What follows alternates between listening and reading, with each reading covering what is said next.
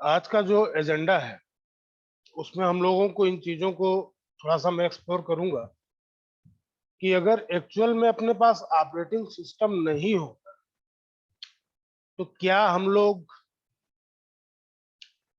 Computer का इस्तेमाल कर पाते या नहीं कर पाते। ठीक है, तो चलो पहले कुछ चीजें हैं, जरा उनको डिस्कस कर लिया जाए। ट्रांजिस्टर्स वाली टेक्नोलॉजी भी याद है जब वैक्यूम ट्यूब्स हुआ करते थे। उसके बाद से ट्रांजिस्टर्स आए, वीएलएसआई आया, वीएलएसआई टेक्नोलॉजी अपने पास आई, कंप्यूटर ऑर्गेनाइजेशन की बातें उठी, आर्किटेक्चर की बातें उठी, तब ऑपरेटिंग सिस्टम बना और तब एप्लीकेशन हम लोग डेवलप करना शुरू किया। तो जो पहले के कंप्यूटर्स थे वो कंप्यूटर्स साइज में बहुत बड़े होते थे। तो साइज में बहुत बड़े कंप्यूटर्स थे क्योंकि उस समय की जो टेक्नोलॉजी थी वो ऐसी ही थी, ज्यादा एडवांस थी नहीं, तो साइज हमारे पास बड़े बड़े होते थे। तो अभी मैं थोड़ा सा आगे चलूं तो ओएस के यूजेस को जरा हम लोग देखें। अच्छा, अगर हम लोग ऑर्गेनाइजेशन के पॉइंट ऑफ व्यू से देखें, किसी मशीन को ओपन करें, उस मशीन के अंदर हम लोगों को बहुत सारे पेरिफेरल्स दिखे, बहुत सारे हार्डवेयर दिखेंगे, and exactly we do not know कि कौन सा हार्डवेयर किस चीज के लिए है। अगर किसी लेमैन के सामने हम लोग कंप्यूटर को ओपन कर दें तो अंदर के हार्डवेयर को देख के वो समझ नहीं पाएगा कि एग्जैक्टली व्हाट इज दिस। और इतने सारे हार्डवेयर, इतने छोटे छोटे components, what type of services they are going to provide us. देखो, टर्म आया हार्डवेयर एब्स्ट्रक्शन का। ठीक है, तो ये जो बहुत सारे हार्डवेयर है ना, उनको मिला के कुछ ऐसा बना दिया गया कि जो एक मीनिंगफुल है। ठीक है, एक एप्लीकेशन जिसको एक डेवलपर लिखता है, वो एप्लीकेशन इस कंप्यूटर के पास जो भी हार्डवेयर्स हैं उन हार्डवेयर्स का इस्तेमाल कर पाता है। तो ये हेडिंग बड़ी शानदार लगती है कि हार्डवेयर एब्स्ट्रक्शन। आगे तुम लोग सॉफ्टवेयर एब्स्ट्रक्शन भी देखोगे, लेकिन ये जो टर्म है हार्डवेयर एब्स्ट्रक्शन, ये बड़ा शानदार है कि जो भी हार्डवेयर अपने पास उपलब्ध है उन हार्डवेयर्स को किसी मीनिंगफुल मशीन के तरीके से ट्रीट कराना या किसी मीनिंगफुल मशीन में कन्वर्ट कर देना जिसका कि इस्तेमाल किया जा सकता है, इसको बोलते हैं हार्डवेयर एब्स्ट्रक्शन। और ओएस का जो एक सबसे बड़ा रोल है वो क्या है? Resource management. तो ये टर्म इस्तेमाल तुम लोग करो तो ज्यादा आकर्षक लगेगा, ज्यादा बढ़िया लगेगा, हार्डवेयर एब्स्ट्रक्शन। ठीक है, अब यहां पे एक छोटा सा प्रोग्राम दिख रहा है। एक छोटा सा प्रोग्राम जो है यहां दिख रहा है, हेलो वर्ल्ड। और इस प्रोग्राम को जब हम लोग कंपाइल करेंगे और जब रन कराएंगे तो हमको कंसोल पे हेलो वर्ल्ड प्रिंट होके मिलेगा। ठीक है, तो इसमें कोई बहुत बड़ी बात नहीं हो रही है।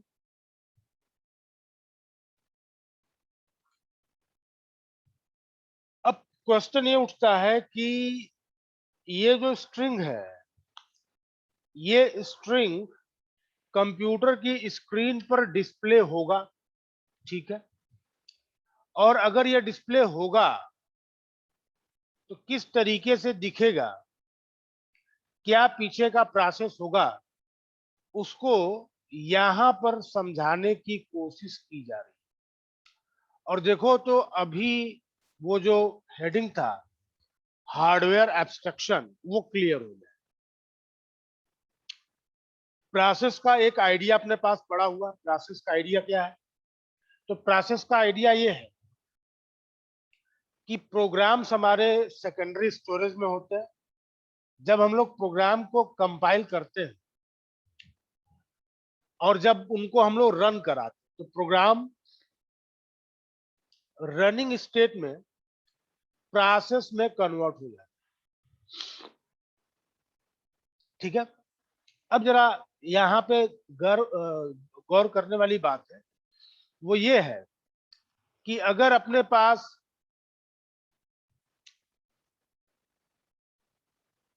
कोई एक प्रोग्राम है तो उस प्रोग्राम में कोड भी है, इंस्ट्रक्शन भी है और डेटा भी है। ठीक है। जैसे इसके पहले जो स्क्रीन पे हम लोगों ने प्रोग्राम देखा वहां पे लिखा हुआ था हेलो वर्ल्ड। तो ये जो हेलो वर्ल्ड लिखा हुआ था इट इज नॉट इंस्ट्रक्शन। ये इंस्ट्रक्शन नहीं है, it is data for this programme.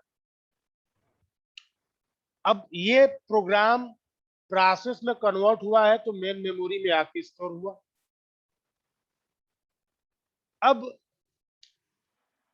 Processor इस प्रोसेस को एग्जीक्यूट कराएगा और जब एग्जीक्यूट कराएगा तो होगा क्या? इस प्रोग्राम का काम क्या है? तो प्रोग्राम का काम यह है कि वो हेलो वर्ल्ड का जो मैसेज है वो कंप्यूटर के मॉनिटर पे प्रिंट करे। ये काम होना है। प्रोसेसर जब इस प्रोग्राम को एग्जीक्यूट कराएगा तो ये जो हेलो वर्ल्ड स्ट्रिंग है कोऑर्डिनेट्स के साथ कि मॉनिटर पे ये किस कोऑर्डिनेट पे दिखेंगे। भाई अगर मॉनिटर है तो monitor can be viewed as a graph paper और उस ग्राफ पेपर पे कोऑर्डिनेट्स होंगे जो अपर लेफ्ट कॉर्नर होता है। अपर लेफ्ट कॉर्नर उसका कोऑर्डिनेट होता है 0। तो ये जो हेलो वर्ड है इट इज अ स्ट्रिंग और इस स्ट्रिंग के कुछ एट्रीब्यूट्स हैं। What are those attributes? तो दोज एट्रीब्यूट्स आर कोऑर्डिनेट्स कि ये मैसेज किस कोऑर्डिनेट पे दिखेगा, कहां से स्टार्ट होगा, किस कलर का दिखेगा। अगर कलर एट्रीब्यूट है तो कलर में डेप्थ लेवल क्या है इत्यादि। ये सारी बातें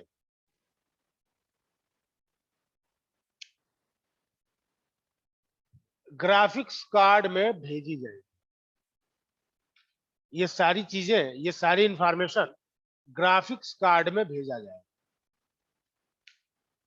और ग्राफिक्स कार्ड से ये इंफॉर्मेशन मॉनिटर में जाएगा।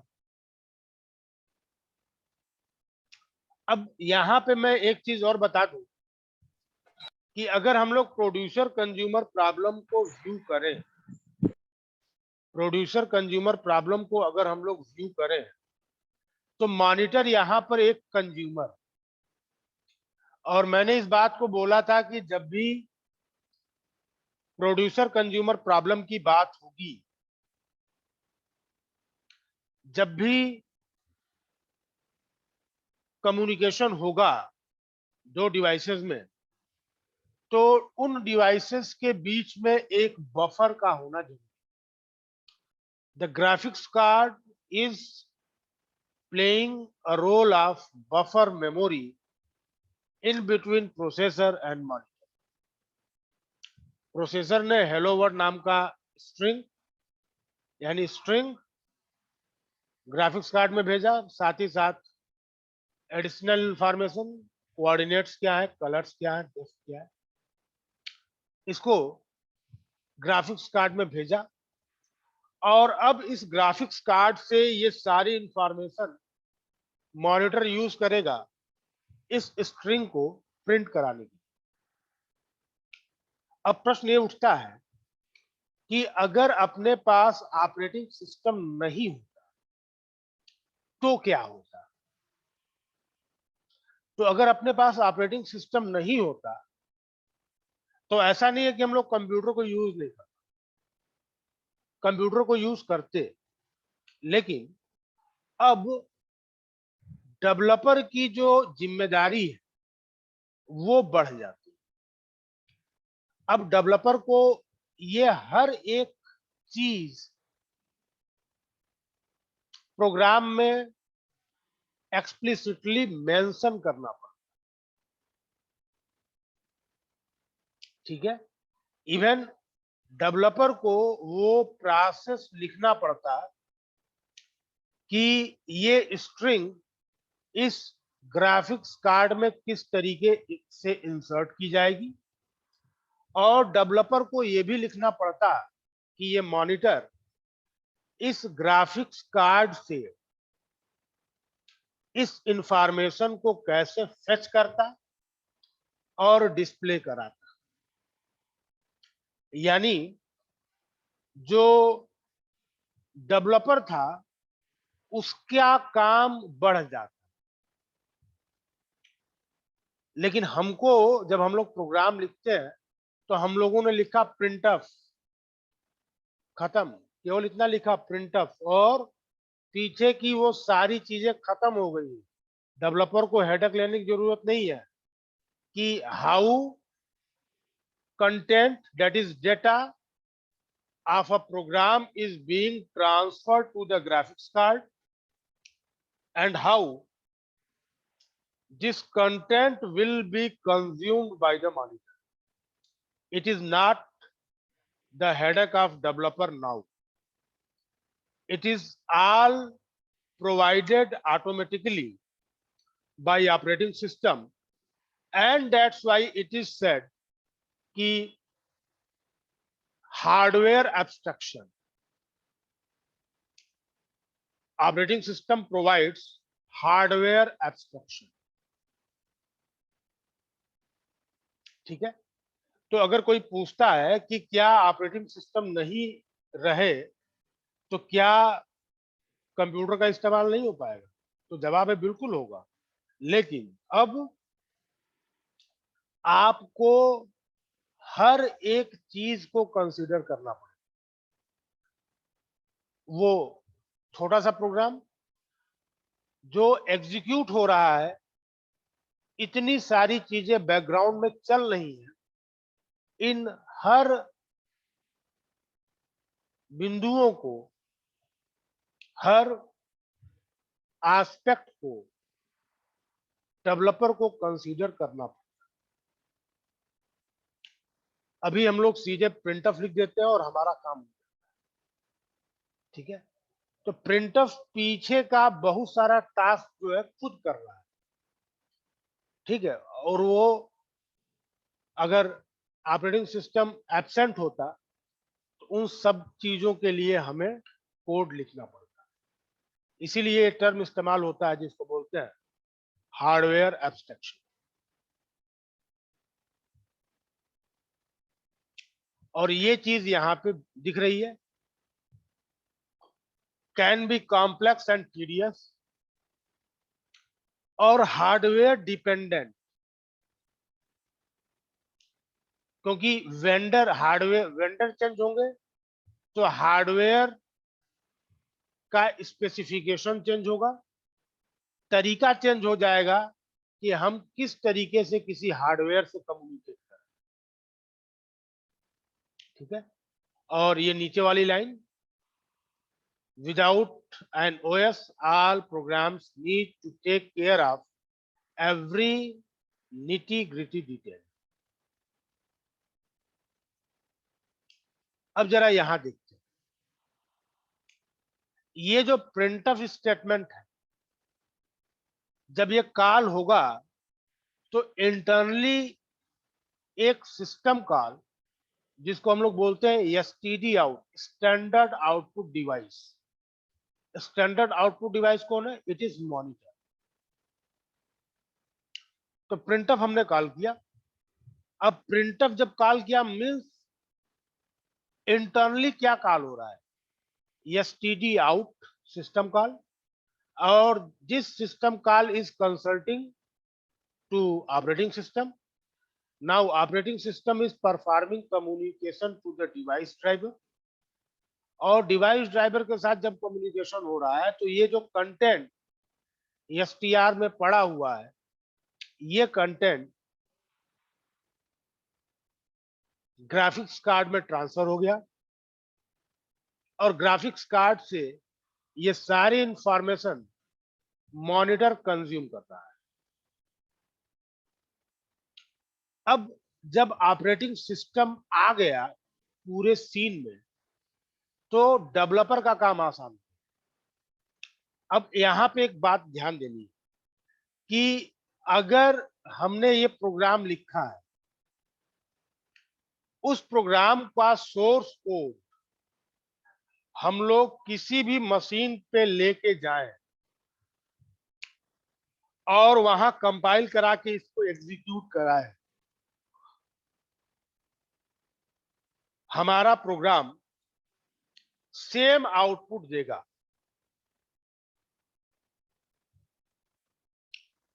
यानी अब ये जो हार्डवेयर दिख रहा है, इस हार्डवेयर के बदलने का कोई प्रभाव हमारे प्रोग्राम पे नहीं पड़ता। और अगर यही ऑपरेटिंग सिस्टम नहीं होता तो जैसे ही ये हार्डवेयर बदलता,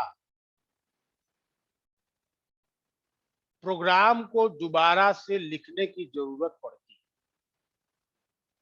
ठीक है। अब ऑपरेटिंग सिस्टम ने जो सुविधाएं दी, उनसे क्या हो गया कि अब प्रोग्राम लिखने में आसानी हो गई। फंक्शनैलिटी को हम लोग रीयूज कर सकते हैं, और प्रोग्राम हमारे पोर्टेबल हो गए। ध्यान दो, मैंने टर्म इस्तेमाल किया, प्रोग्राम हमारे पोर्टेबल। प्रोग्राम मतलब क्या? प्रोग्राम मतलब प्रोसेस नहीं, प्रोग्राम मतलब we are talking about source code. और मजे की बात क्या है कि ये जो सोर्स कोड होता है प्रोग्राम का, source code of a program represents the abstraction of a process। इस लाइन को मैं दोबारा रिपीट कर रहा हूं और ये बड़ा इंपॉर्टेंट है।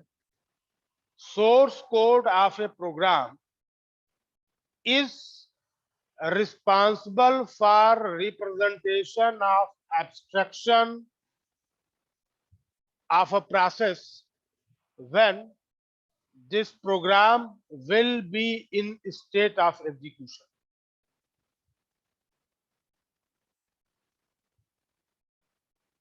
ठीक है। तो पोर्टेबिलिटी का मतलब जो है, पोर्टेबिलिटी का मतलब मेरा प्रोसेस से नहीं है। I am not talking about कि प्रोसेस को पोर्टेबल कर दो, नहीं, प्रोसेस की पोर्टेबिलिटी की बात नहीं हो रही है। मैं यहाँ पे बात कर रहा हूँ किसकी? तो मैं यहाँ पे बात कर रहा हूँ सीधे सीधे सोर्स कोड। ये जो सोर्स कोड लिखा गया है, इस सोर्स कोड को आप विंडोज के ऊपर रन कराओ, you are going to get the same output. तुम इस सोर्स कोड को लिनक्स के ऊपर एग्जीक्यूट कराओ, you are going to get the same. Doesn't matter operating system change हो रहा है, doesn't matter underlying hardware change हो रहा है, इससे कोई प्रभाव नहीं पड़ता। बात सिर्फ और सिर्फ इतनी है कि हमारा ऑपरेटिंग सिस्टम हमको एक एब्स्ट्रैक्शन प्रोवाइड कर रहा है, abstraction in terms of hardware. ठीक है। अगर ये नहीं होता, सारा काम हम लोगों को खुद करना। आगे चलते हैं। Multiple apps but limited hardware. Resource manager, आप तुम्हारे पास मोबाइल फोन है, उस मोबाइल फोन पे तुम एप्लीकेशन क्या करते जा रहे हो? इंस्टॉल करते जा रहे हो, but you are not going to increase any hardware resource in your mobile. तुम अपने कंप्यूटर पे एप्लीकेशंस इंस्टॉल करते जा रहे हो, लेकिन तुमको इस इंस्टॉलेशन के साथ साथ नए हार्डवेयर को इंस्टॉल कराने की जरूरत नहीं है। इसका मतलब ये हुआ कि हम चाहे जो भी एप्लीकेशन एप्स हम लोग इंस्टॉल करें, जो भी रिसोर्सेज हार्डवेयर रिसोर्सेज हमारे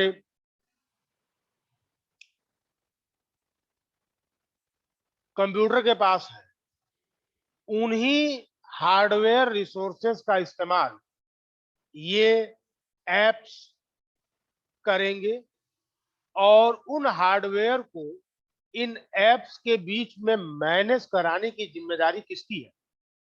तो it is responsibility of operating system and that's why OS is a resource manager.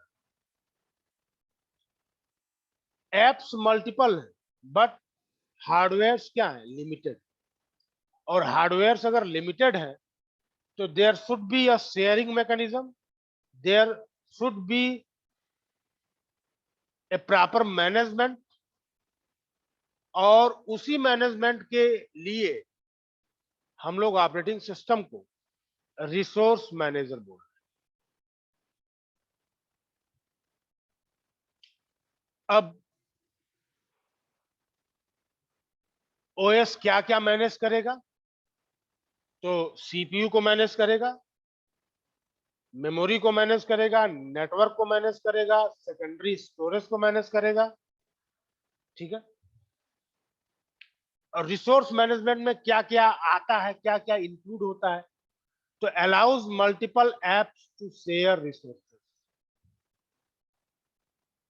Protects app from each other,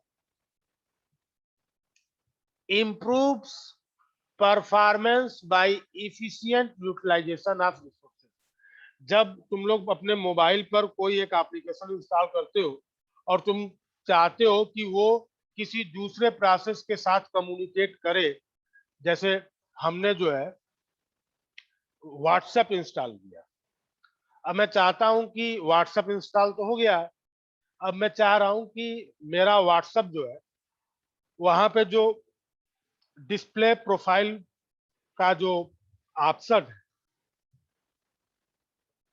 वहां पे मेरी फोटो आ जाए। तो ये फोटो तब आ पाएगी जब आप परमिशन दोगे। किसको? तो वो प्रोसेस जिसका नाम व्हाट्सएप है कि वो कम्युनिकेट कर पाए। किसके साथ कम्युनिकेट कर पाए? तो उस प्रोसेस के साथ कम्युनिकेट कर पाए जो कैमरे को डील कर। तो दिस इज मीनिंग ऑफ क्या? परमिशन। ठीक है। और जब तक परमिशन नहीं दोगे तब तक व्हाट्सएप तुम्हारे कैमरे वाले प्रोसेस के साथ कम्युनिकेट नहीं कर पाएगा। This is called protection. यानी दो अलग अलग प्रोसेसेस हैं, वो दोनों प्रोसेसेस एक दूसरे को इंटरप्ट नहीं कर रहे हैं। ठीक है। प्रोसेसेस का जो एग्जीक्यूशन है वो आइसोलेशन में होगा। अब सीपीयू की बात करें, शेयरिंग द सीपीयू, तो यहां पे अपने पास 4 एप्लीकेशन दिख रहे हैं और एक सीपीयू दिख रहा है। तो ये चारों एप्लीकेशन जो है इसी सीपीयू को शेयर करेंगे। ठीक है। आगे आते हैं। ये जो 4 ऐप दिख रहे हैं, ये चारों ऐप मेमोरी में रखे जाएंगे। और ध्यान ये देना है कि यहां जो है अलग अलग ऐप अलग अलग कलर का है, और मेमोरी में जो ये अलग अलग ब्लॉक बने हुए हैं, ये ब्लॉक भी अलग अलग कलर के। तो यहाँ पे ये बताने की कोशिश की गई है कि ऐप जब मेमोरी में आएंगे तो ऐसा नहीं होगा कि किसी दूसरे के एड्रेस स्पेस में घुस जाए। ठीक है। सेपरेशन है। जैसे यहाँ पे देखिए, किसी दो कंसेक्यूटिव ब्लॉक को उठाइए तो देखिए उसके बीच में एक बाउंड्री दिख रही है, और ये जो बाउंड्री है इसको आगे हम लोग बोलेंगे कि it is memory fencing technique. Memory fencing technique किस लिए? तो मेमोरी फेंसिंग टेक्निक का इस्तेमाल हम लोग मेमोरी प्रोटेक्शन के लिए करते हैं। अच्छा, मजे की बात क्या है कि चारों के चारों एप्लीकेशन तो एक ही प्राइमरी मेमोरी में है, बट शेयरिंग भले हो रही है लेकिन आइसोलेशन है। जैसे होटल को अगर देखो तो एक होटल को बहुत सारे लोग शेयर कर रहे हैं, लेकिन अलग अलग लोगों के बीच में आइसोलेशन है। कैसे आइसोलेशन है? तो लोग अपने अपने कमरों में रह रहे हैं, ऐसा नहीं है कि कोई किसी के कमरे में घुस जा रहा है। ठीक है, तो शेयरिंग तो हो रही है बट आइसोलेशन जरूरी है। ठीक है, और ये आइसोलेशन इसलिए कि अगर आइसोलेशन चैलेंज हो गया तो इंस्ट्रक्शंस आपस में मिक्स हो जाएंगे, और इंस्ट्रक्शन अगर आपस में मिक्स हो गए तो हम लोग जो एब्स्ट्रैक्शन अचीव करना चाहते हैं प्रोग्राम से, वो नहीं हो पाएगा। मसलन दो प्रोग्राम जरा देखो, एक प्रोग्राम है फैक्टोरियल कैलकुलेट करने का और एक प्रोग्राम है टेबल प्रिंट करने। ठीक है, और मजे की बात क्या है कि दोनों में एक नंबर इनपुट करना है। अगर ये दोनों प्रोग्राम के इंस्ट्रक्शन अगर दोनों प्रोग्राम के इंस्ट्रक्शन आपस में मिक्स हो गए तब तो स्थिति बड़ी भयावह हो जाएगी। हम जिस प्रोग्राम से उम्मीद कर रहे थे कि वो मुझे केवल किसी नंबर का फैक्टोरियल कैलकुलेट करके देगा, अब वही प्रोसेस हमको उस नंबर का टेबल भी प्रिंट करके देने लगा। तो अगर कोई पूछे कि ये आइसोलेशन को मेंटेन करने की जरूरत क्यों है, तो उस केस में हम लोग ये एग्जांपल दे सकते। एप्लीकेशंस भले ही प्राइमरी मेमोरी को शेयर कर रहे हैं, लेकिन ध्यान ये देना है कि ये सारे के सारे एप्लीकेशन मेमोरी में आइसोलेशन को भी फॉलो करते हैं। अगली चीज, क्या ऑपरेटिंग सिस्टम केवल कंप्यूटर के लिए है? जवाब है नहीं। सारी स्मार्ट डिवाइसेस, जिनको आज की डेट में हम लोग स्मार्ट डिवाइसेस बोलते हैं, वो किसी ना किसी ऑपरेटिंग सिस्टम का इस्तेमाल करती है। एम्बेडेड ओएस के तौर पे कोंटुकी ओएस, मोबाइल ओएस के लिए Android, iOS, Ubuntu touch, window touch, real time operating system के लिए क्यूएनएक्स, रियल टाइम लिनक्स, वो इन्वायरमेंट जहां पे सिक्योरिटी बहुत ज्यादा है, SEL4, SC लिनक्स, जहां हमें क्लाइंट सर्वर कंप्यूटिंग करनी है, वहां पे ऑपरेटिंग सिस्टम क्या होगा? विंडोज सर्वर होगा, उबंटू होगा, रेड हैट होगा। और डेस्कटॉप कंप्यूटिंग के लिए आप एप्पल मैकिन्टोश का इस्तेमाल कर सकते हो, विंडोज का इस्तेमाल कर सकते हो, लिनक्स का कर सकते हो। इसीलिए मैंने कहा था कि कोई भी एक ऑपरेटिंग सिस्टम ऐसा नहीं है जो सारी जरूरतों को पूरा करे। इस स्क्रीन पे डेस्कटॉप कंप्यूटिंग की अगर हम लोग बात कर रहे हैं तो डेस्कटॉप कंप्यूटिंग का ऑब्जेक्टिव अलग है। अगर हम लोग क्लाइंट सर्वर कंप्यूटिंग की बात कर रहे हैं तो वहां पे ऑब्जेक्टिव अलग है। ठीक है, मोबाइल ओएस की बात कर रहे हैं, वहां पे ऑब्जेक्टिव अलग। और अगर ऑपरेटिंग सिस्टम को बड़ा क्लोजली समझना है तो एक XV6 एक ऑपरेटिंग सिस्टम है, tiny operating system, it is based on Linux, ठीक है। इसको MIT बोस्टन ने डेवलप किया स्टूडेंट्स को और रिसर्चर्स को ये बताने के लिए कि ऑपरेटिंग सिस्टम में फंक्शनैलिटी कैसे, ठीक है। तो this is all from my side.